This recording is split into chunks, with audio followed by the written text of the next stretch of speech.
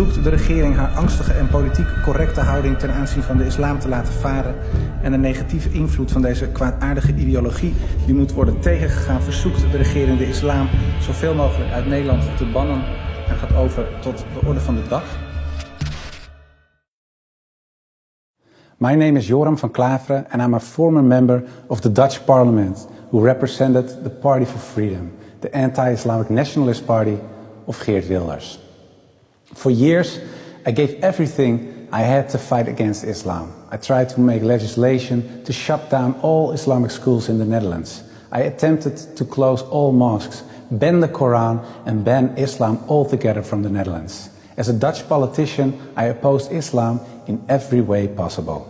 Then, in 2017, I left Parliament and finally had the time to fulfill a long-held desire to write an anti-Islam book. My book would settle the dispute about Islam with a clear conclusion.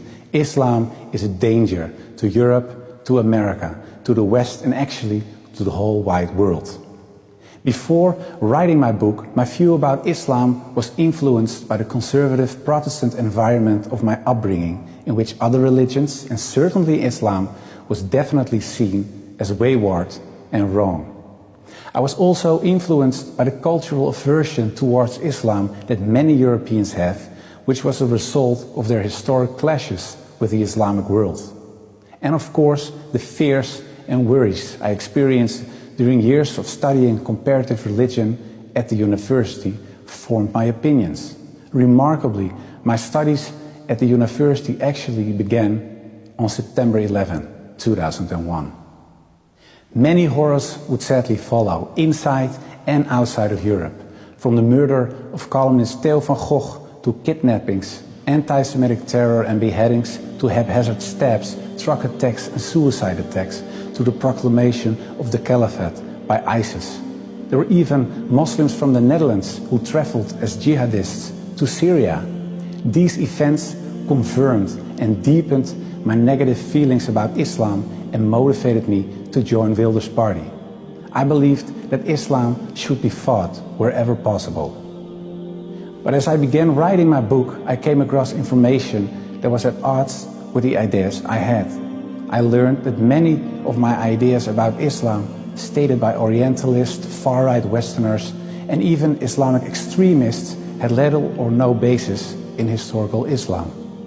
My research often presented me with context and interpretations that were very different from those I had propagated for years in politics. A more nuanced image of Islam slowly developed in my mind. Seeking more information, I wrote to various academic authorities on Islam, including Professor Abdul Hakim Murad of Cambridge University. He pointed out various scholars, books and facts and advised me to read again and more deeply this time. One by one, my objections to Islam vanished. Islam was no longer a religion that promoted violence, hatred and anti-Semitism, or a religion that categorized women and non-believers as inferior humans and stridently opposed democracy. Slowly, my perspective of Islam was changing. I also received surprisingly satisfying Islamic answers to my existing Christian questions about specific dogmas such as the Trinity, the sacrifice of Christ, and original sin. Although I was learning about Islam influenced my work on the book in such a way that it began to take on the character of a personal search for God.